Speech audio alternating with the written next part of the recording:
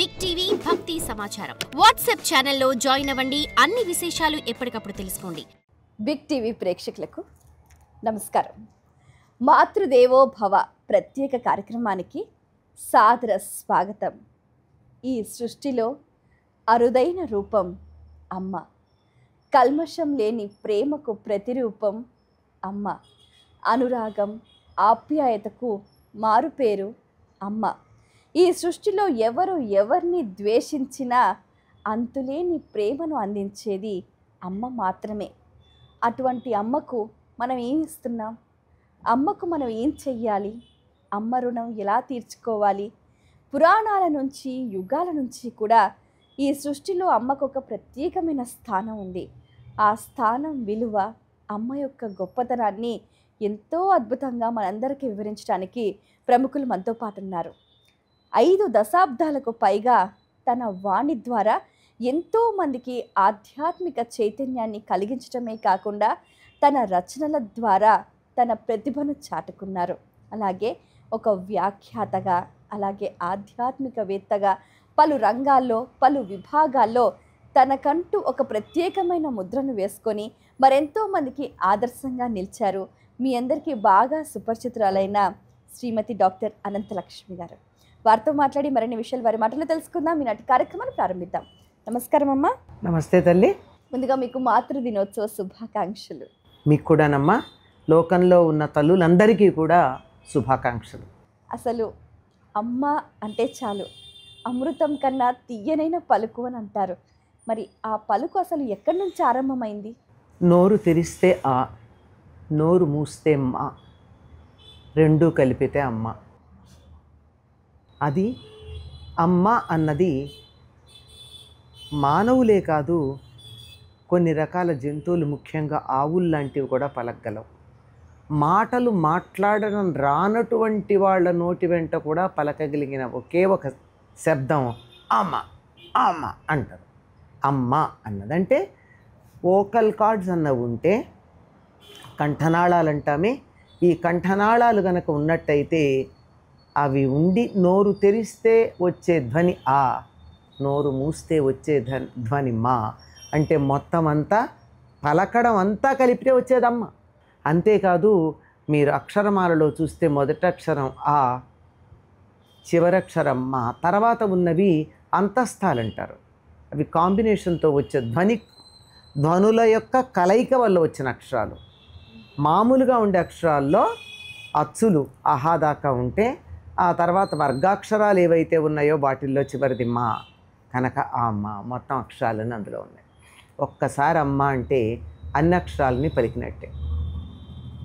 చాలా అద్భుతంగా తెలియజేస్తారు. అమ్మ గొప్పతనం మీ మాటల్లో. అమ్మ గొప్పతనం చెప్పడానికి ఏముందమ్మా, ఎంత చెప్పినా తక్కువే ఉంటుంది. అందువల్ల అమ్మ అంటే అమృతం. అమృతంలో సగభాగం అమ్మ. పదాలే చెప్తున్నా నేను. ఋతం తర్వాత అమృతం కలిసింది. అమ్మ అన్నప్పుడల్లా అమృతాన్ని మనం ఆస్వాదించినట్టు ఉంటుంది. మనం ఇక్కడ అమ్మ అని ఎన్నిసార్లు అంటే అక్కడ పైలోకంలో ఉన్నటువంటి జగన్మాత, సృష్టికంతా మూల కారణమైనటువంటి అమ్మ ఓయని పలుకుతుందిట. అందువల్ల వీలైనన్ని సార్లు, వీలైనంత మందిని పలకరించేటప్పుడు అమ్మ అని పలకరిద్దాం. మన పూర్వులకు అదే కదా అలవాటు. ఎవరినైనా సరే అమ్మ అని అంటారు ముందు. అవును. ఆ అలవాటు కన్న తల్లి దగ్గరే మనం వదులుకున్నాం అంటే జగన్మాత నుంచి ఎంత దూరం అయిపోయామో మనం అర్థం చేసుకోవాలి. ఈ సృష్టిలో తొలి గురువు అమ్మే అంటారు. మరి తరాలు మారుతున్న కొద్దీ అప్పటి కాలానికి ఇప్పటి కాలానికి ఉన్న వ్యత్యాసం? తొలి గురువు అమ్మ అనడం కాదమ్మా, వాస్తవం అది. ఎందుకంటే గర్భంలో ఉండగా గాలి పీల్చటం నేర్పింది తల్లి. బయటకు వచ్చాక తొలి గురువు అనడంలో ఉద్దేశం పుట్టాక తొలి గురువు కాదు, గర్భంలో పడినప్పటి నుంచి తొలి గురువు. తర్వాత గర్భవతి అయినటువంటి స్త్రీ ఏం వింటే, ఏమి తింటే, ఏమి అంటే, ఏమి కంటే అదే ఆ శిశువుకు వస్తుంది. అందుకే మాతృభాష అంటే ఎందుకంటారు? పుట్టాక నేర్చుకున్న భాష కాదు, తల్లి గర్భంలో ఉండగా అలవాటైన భాష. తల్లి ఏ భాషలో మాట్లాడుతోందో చుట్టుపక్కల వాళ్ళు ఏ భాషలో మాట్లాడుతున్నారో ఆ భాష గర్భస్థ శిశువుకు అలవాటు అవుతుంది. అందుకని ఆ మాతృభాషలో మాట్లాడితే చాలా తేలికగా మనసుకు ఎక్కుతుంది అని చెప్తారు. కనుక భాష దగ్గర నుంచి సమస్తం నేర్పేది తల్లి. పుట్టిన తర్వాత గర్భంలో ఉండగా గాలి పీల్చటం దగ్గర నుంచి, భాష దగ్గర నుంచి, ఆలోచన విధానం దగ్గర నుంచి నేర్పడమే కాక పుట్టిన తర్వాత పాలు తాగడం, ఆ తర్వాత కాలకృత్యాలు, అన్నం తినడం, ఇలాంటివన్నీ నేర్పింది తల్లే కదా. తొలి గురువు అని అందుకంటారమ్మా. అందువల్ల తల్లి చెబితే ఎంత లేదన్నా కొంచెం తొందరగా మనసుకు ఎక్కుతుంది ఎవరికైనా. అమ్మ అంటే చాలు లోపల నుంచి ఏదైనా ఉంటే అమ్మకు చెప్పుకోవాలి అని అనుకుంటూ ఉంటారు. మనం గమనిస్తే పురాణాల్లో కూడా యశోద ప్రేమ, దేవకీ ప్రేమ, అలాగే ఎంతోమంది తల్లులు కూడా వారి ప్రేమామృతాన్ని పిల్లలకు పంచే విషయంలో ఎక్కడా కూడా భేషజాలం చూపలేదు. అంతెందుకు కౌసల్య, సుమిత్ర, కైకేయి వారు కూడా నలుగురు పిల్లల్ని కూడా సమానంగా చూశారు. అటువంటి మాతృ ప్రేమ అనేది అంటే ఆ వర్ణన నేటి తరం వాళ్ళు ఏ విధంగా అర్థం చేసుకోవాలంటారు? విశ్వామిత్రుడు కూడా రాముణ్ణి నిద్ర లేపుతూ కౌసల్య సుప్రజారామ అన్నాడు. ఏం దశరథుడి కొడుక అనలేదే? దశరథుడి కొడుకుల స్వభావాల్లో తేడా మనకి తెలుసు కదా. కౌసల్య యొక్క మంచి సంతానం. కౌసల్య ఎప్పుడూ కూడా చక్కగా రామాయణంలో మనకు కనపడుతుంది. ఎక్కడ కనపడ్డా పూర్తిగా ధ్యానం చేసుకుంటూనో, వ్రతం చేస్తూనో, పూజ చేస్తూనోనే కనపడుతుంది. అవునా? హోమాలు చేయిస్తూనో అట్లా కనపడుతుంది తప్ప వేరే రకంగా కనపడదు. మరి ఆ రకంగా నిరంతరం జీవితాన్ని ఒక తపస్సులాగా సాగించినటువంటి కౌసల్యకి రాముడు లాంటి అవతార పురుషుడు జన్మించాడనడం సహజమైనటువంటి విషయం. అట్లాంటి వాడైతేనే జన్మిస్తాడు. అట్లాంటి వాళ్ళ కడుపునైతేనే జన్మించడానికి వీలవుతుంది. ఆ విధంగా తల్లి యొక్క ప్రాధాన్యం చాలా ఉంది. బీజానికి ఎంత ప్రాధాన్యం ఉందో క్షేత్రానికి అంతకన్నా ఎక్కువ ప్రాధాన్యం ఉంది. ఉదాహరణకి ఏమంటామమ్మా మనం? వడ్లపూడి నారింజ అంటాం, అంతే కదా. నూజువీడు రసాలు అంటాం, బంగిని పిల్లి ఉన్నటువంటి మామిడికాయ అంటాం. ఆ ప్రాధాన్యం విత్తనంతో పాటు క్షేత్రానికి ఉంది. కనుక ఉత్తముడైనటువంటి జీవి రావాలి అంటే మంచి తల్లి యొక్క ఆవశ్యకత చాలా ఉంది. ఇంకొక మాట ఏం చెప్తారంటే మన ఉపనిషత్తుల్లో మాతా నిర్మాత భవతి అంటారు. నిర్మాత అంటే శీలాన్ని, శరీరాన్ని, అలవాట్లని అన్నింటినీ నిర్మాణం చేసేది ఆవిడే.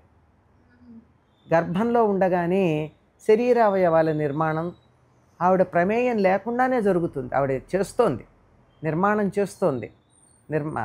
ఆ శరీర నిర్మాత తల్లే కదా. అయిన తర్వాత వాళ్ళ వ్యక్తిత్వాన్ని కానీ వాళ్ళ స్వభావాన్ని కానీ వీటన్నిటినీ నిర్మాణం చేసేది తల్లి.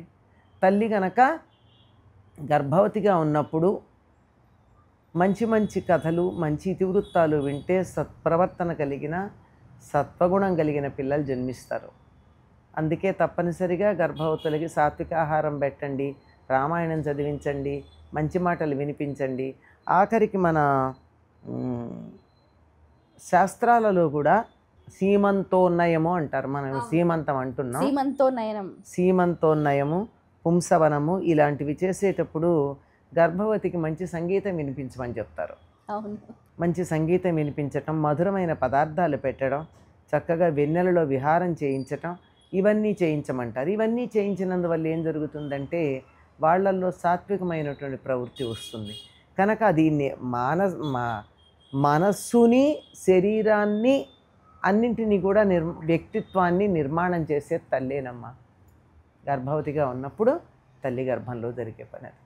మీరు ఇప్పుడు చెప్పినట్టుగానే ఒక శరీర నిర్మాణమే కానివ్వండి, అలాగే ఇంటి నిర్మాణమే కానివ్వండి, ఇంట్లో ఉన్న వ్యక్తుల ఎదుగుదలకే కానివ్వండి, అనునిత్యం శ్రమిస్తుంది అమ్మ.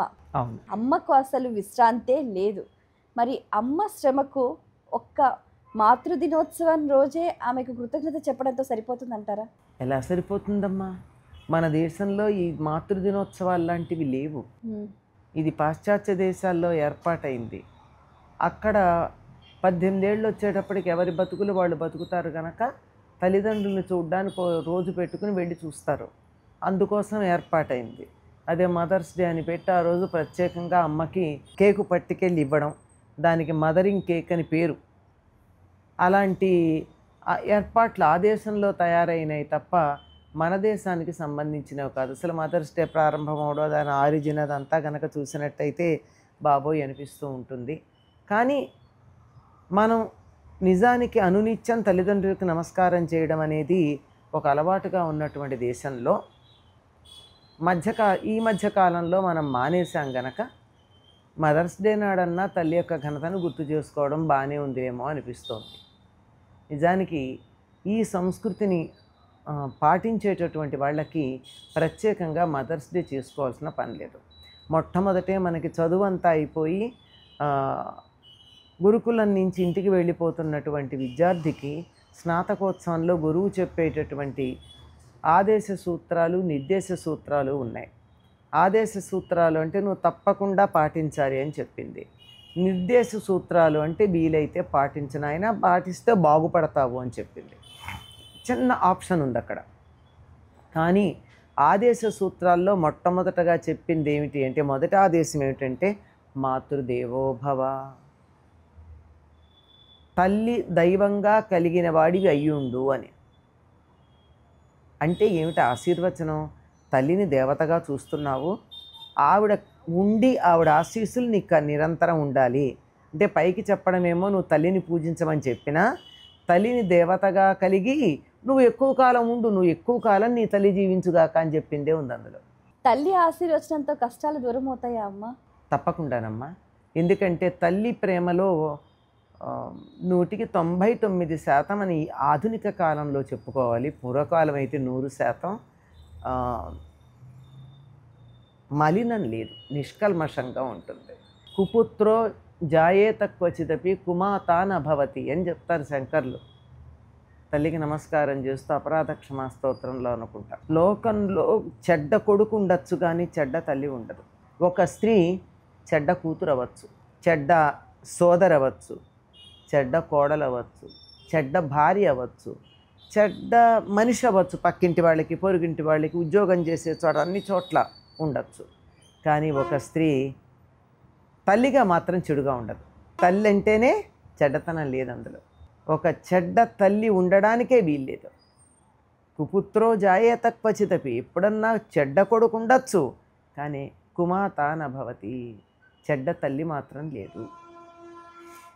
అంచేత అంత నిష్కల్మషంగా త్రికరణ శుద్ధిగా బిడ్డలు బాగుండాలి అని కోరుకునేటటువంటి తల్లి మాట తప్పనిసరిగా ఫలిస్తుంది. అందువల్ల తల్లి ఆశీర్వచనాన్ని మించిన ఆశీర్వచనం మరొకట్లేదు. వెళ్ళలేని కష్టము, అసలు ఎవ్వరూ తీర్చలేని రుణం తల్లి రుణం అని అంటూ ఉంటారు. మరి ఆ తల్లికి మనం ఏమి ఇవ్వాలి? ఏమీ ఇవ్వలేమమ్మా. ఏమిచ్చినా తక్కువే, ఇస్తే చులకన చేసినట్టు. కానీ చేయగలిగింది ఏమిటంటే భక్తిగా సేవ చేసుకోవాలి అంతే. తల్లి చెప్పిన మాట వినడం, తల్లి ఏ విధంగా ఉండాలని కోరుకుంటుందో ఆ విధంగా ఉండడం. తల్లికి తండ్రికి ఇద్దరికీ కూడా చిన్నతనంలో తమకి తల్లిదండ్రులు ఎట్లా చేశారో వృద్ధాప్యంలో వాళ్ళకి అట్లా చేయడం వల్ల మాత్రమే కొంత రుణం తీరుతుంది, కొంత, పూర్తిగా కాదు.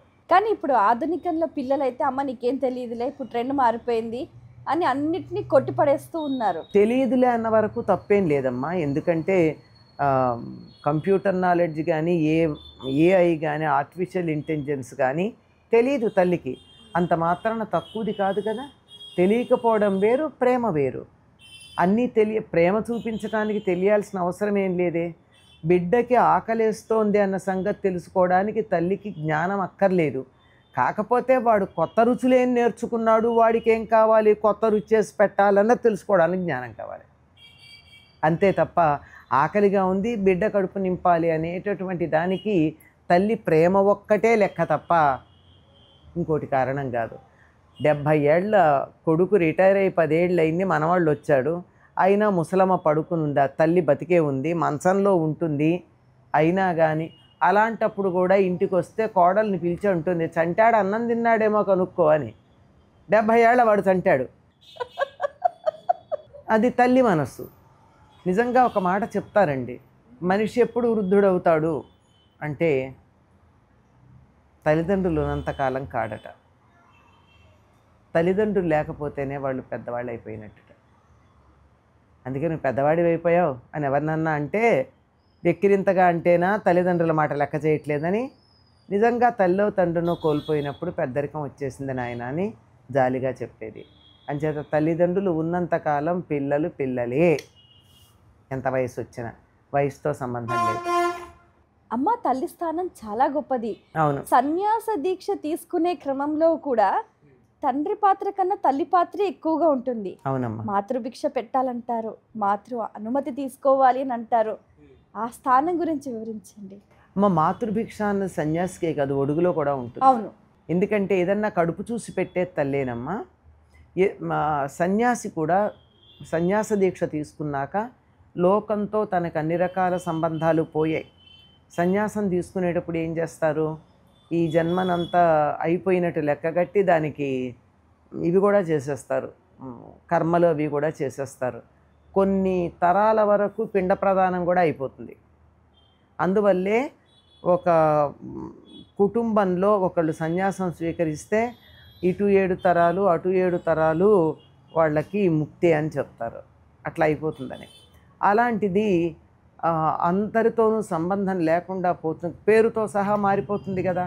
అటువంటి సందర్భంలో సన్యాసి అయినటువంటి వాడు తన తండ్రి ఎదురుపడితే తండ్రి సన్యాసికి నమస్కారం చేస్తాడు, కానీ సన్యాసి తల్లికి నమస్కారం చేస్తాడు. ఎందుకు అంటే ఇంకా ఈ శరీరం వాడుకుంటున్నాడు. ఈ శరీరం ఎవరిచ్చారు? తల్లి. అంచేత తల్లికి నమస్కారం చేస్తాడు సన్యాసి. అంటే ఇప్పుడు ఆత్మపిండం పెట్టుకున్న తర్వాత ఆ శరీరానికి అతనికి సంబంధం ఉండదు కదా. ఆత్మపిండం తను పెట్టుకోడు, వాళ్ళు పెడతారు.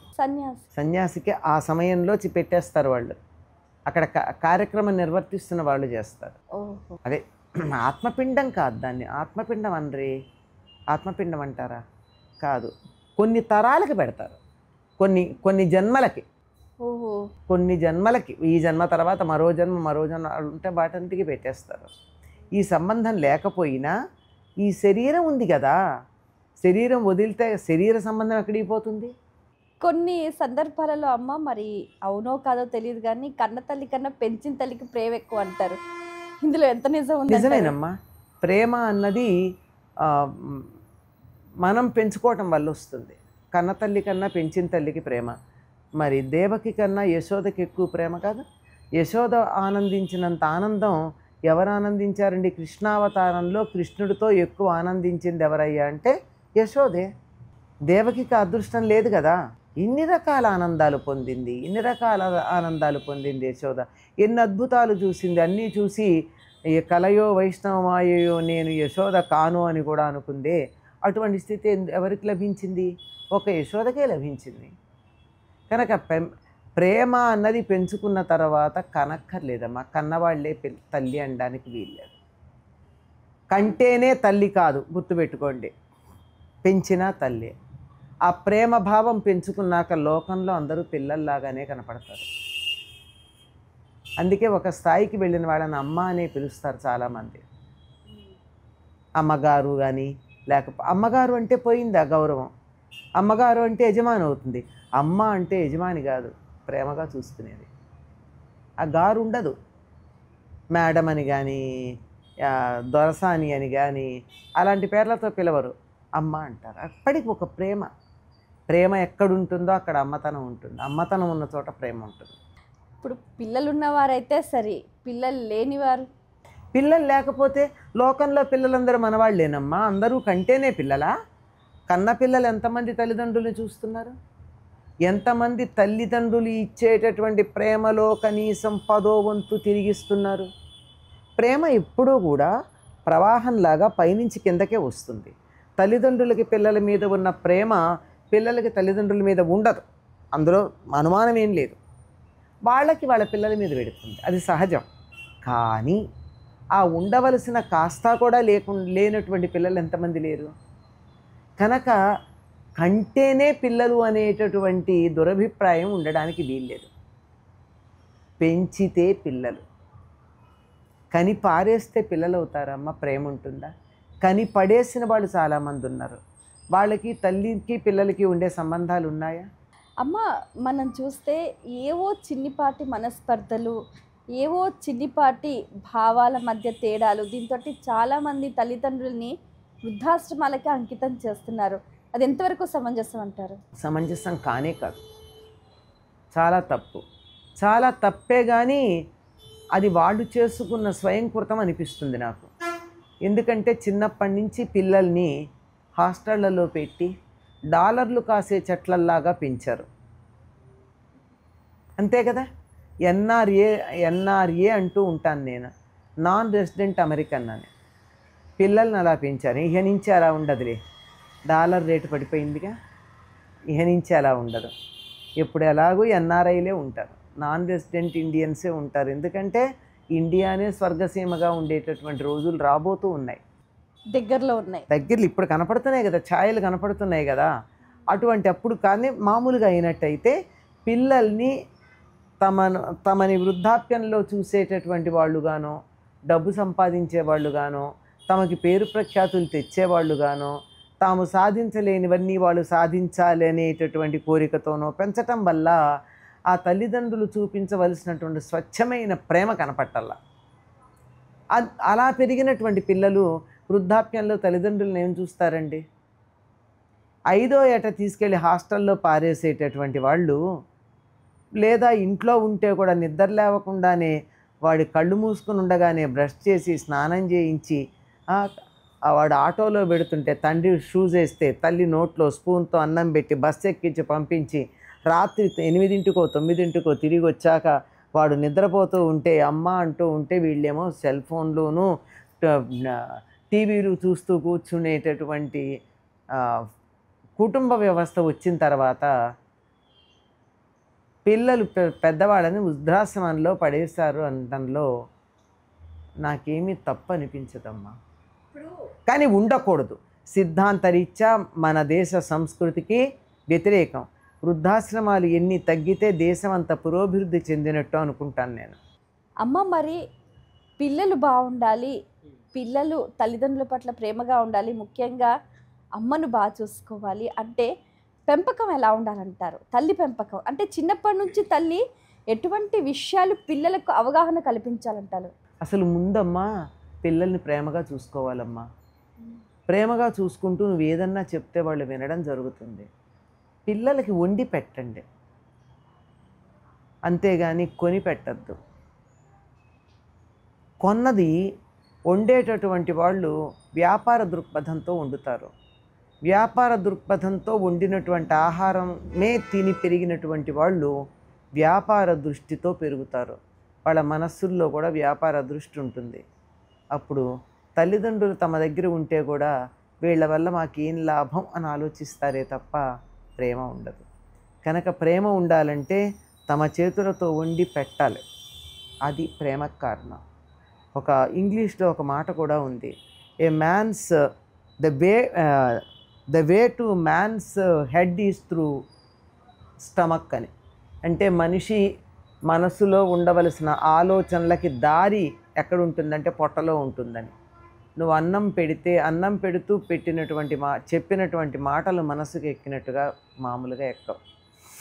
అందుకే పూర్వకాలంలో వంట కోడలు చేసినా వడ్డాను అత్తగారే చేసేది. కాదు, ఎంత బాగా చేసినా అమ్మ చేసినట్టుగా లేదే అనిపిస్తుంది. అలవాటు కదమ్మా, రుచి కూడా అలవాటు. అమ్మ చేసిన రుచి తినడం అలవాటు పడినటువంటి నోటికి వేరేవి రుచిగా అనిపించవు. అమ్మ, ఈ మదర్స్ డే అనేది ఎలా జరుపుకోవాలంటారు? నిజానికి జరుపుకోవాల్సిన అవసరం లేదనుకుంటాను, కానీ పోనీ తప్పట్లేదు కదా. రోజు తల్లిదండ్రులను చూడకపోతే ఈరోజన్నా అమ్మకి కాస్త విశ్రాంతి ఇద్దాం. ఇవాళ మదర్స్ డే కదమ్మా, స్పెషల్ ఏమిటి అని వచ్చి అడుగుతాడు కొడుకు. ఎంత బాధ అనిపిస్తుంది. మదర్స్ డే నాడు కూడా అమ్మే చేయాలా? ఇది చాలు, ఇంక నేను చెప్పి మీకు అర్థమయ్యి ఉండాలి. ఏం చేసావు స్పెషల్ అంటే కావాలంటే వెళ్ళేదో కొని పెడతాడు, అది వేరే మాట. మళ్ళీ వెంటనే అమ్మ ఏమంటుంది, నీకేం కావాలి చెప్పు, అది వేరు. సెలబ్రేషన్ అమ్మ తన ఇది మదర్స్ డేని మా మదర్ జరుపుకోదు కదా, జరపాల్సిన వాళ్ళు చెయ్యాలి. తన కర్తవ్యం తాను చేస్తోంది. అది కూడా చేస్తున్నందుకు ఎంత కృతజ్ఞులు అయి ఉండాలో చూడండి. కావాలంటే తీసుకెళ్ళో చీరో సారో నాగో డబ్బున్న వాళ్ళైతే నాగో కొనిపెడతారు. అది కాదు కదా ప్రధానం. ఆ రోజు ఆవిడని ఆనందంగా ఉంచడానికి ఏం చేయాలి? ఆవిడకి ఇష్టమైన పనులు చేయాలి. ఆవిడకి ఏమి ఇష్టం? ఒకరోజు విశ్రాంతి ఇవ్వండి. ఎవ్వరైనా ఒక వయసు వచ్చాక ఒక పూట విశ్రాంతి ఇస్తే సంతోషిస్తారమ్మా. ఈ పూటకి నేను వంట చేయలేదని. పైగా ఇంకోటి ఏమిటి ఉంటుందంటే, తాను చేసుకున్న వంట రోజు తినే కన్నా ఎవరన్నా చేసి పెడితే కాస్త నోటికి హితవుగా ఉంటుంది, రుచి మారుతుంది. కనుక ఒక పూట వంట చెయ్యండి, ఆవిడకి కడుపు నిండా పెట్టండి, ఆవిడకి కావలసిన పని చేయండి, ఆవిడకి ఏది నచ్చితే అది చెయ్యండి. మదర్స్ డే నాకు ఇష్టం వచ్చినట్టు చేస్తున్నానని కాక మదర్స్ డే ఆవిడకి ఇష్టమైనట్టు చెయ్యాలి. ఆవిడకి ఏది ఇష్టమో అది చేస్తే అది మదర్స్ డే అవుతుంది. ప్రధానంగా చేయవలసింది ఏమిటంటే, నిత్యం చేస్తే మరీ మంచిది, లేకపోయినా ఆ రోజు కాళ్ళకి దండం పెట్టండి అమ్మకి. నీ ఆశీర్వచనం వల్ల నేను ఇట్లా ఉన్నానని చెప్పండి. కృతజ్ఞతని ఎన్ని రకాలుగా చెప్పడానికి వీలవుతుందో అన్ని రకాలుగా చెప్పండి. అసలు కృతజ్ఞతకు మించింది ఇంకోటి ఏవీ లేనే లేదు అసలు. అమ్మ, మీ అమ్మగారి గురించి చెప్పండి. మా అమ్మగారు గాయత్రి. ఆవిడ ఆ రోజుల్లో పల్లెటూరులో 3వ క్లాస్ దాకా చదువుకున్నారు. అప్పట్లోనే రాయడం చదవడం వచ్చు. మా నాన్నగారు టీచరు. ఆయనకి మాట వినని పిల్లలు నా రోజుల్లో ట్యూషన్కి పంపేవారు, మొండిగా ఇంట్లో ఉండేవాళ్ళని. అట్లా కొంతమంది 3-4 విద్యార్థులు మా నాన్నగారు చాలా స్ట్రిక్ట్గా ఉంటారు, కోపం ఎక్కువ అని పేరు. అంచేత ఈయన దగ్గర పెడితే పిల్లాడు చదువుతాడని తెలిసిన వాళ్ళు 3-4 పిల్లల్ని ఇక్కడే పంపేవారు. వాళ్ళతో కూర్చుని మా అమ్మగారు ఇంగ్లీష్ నేర్చుకున్నారు. అది ఎంత ఇంటెలిజెంట్ ఐడియా కాదు మరి. వాళ్ళతో కూర్చుని నేర్చుకున్నారు. పెద్దగా తర్వాత దాన్ని ఇంప్రూవ్ చేసుకోలేదు, కానీ ఇంగ్లీష్ కొద్దిగా అర్థం అవుతుంది ఆవిడకి. రాయడం వచ్చు, 4-5 వాక్యాలు రాస్తారు. అట్లా నేర్చుకున్నారు. ఆ రోజుల్లో ఉన్న ప్రకారం చక్కగా క్రోషియా చేసేవారు, ఎంబ్రాయిడరీ చేశారు. ఇప్పటికీ ఉంది మా అమ్మగారు ఎంబ్రాయిడరీ చేసిన టేబుల్ క్లాత్ ఒకటి. మీ మాటల్లో బాగా నచ్చింది ఏంటంటే ఇప్పటికీ రూ అని వాడుతున్నారు, అది గొప్పదనం. ఎదురుగా అయితే నువ్వే అంటాము, మీరు అనము. చెప్పేటప్పుడు అట్లా అంటాము. నాకు ఎంత అలవాటు అంటే ఆఖరికి నా విద్యార్థులను కూడా మీరు అని పిలిచే అలవాటు. అది నాకు అలా అలవాటు అయిపోయింది. అట్లా ఎదురుగా ఉంటే మాత్రం అమ్మ నువ్వే అంటాం.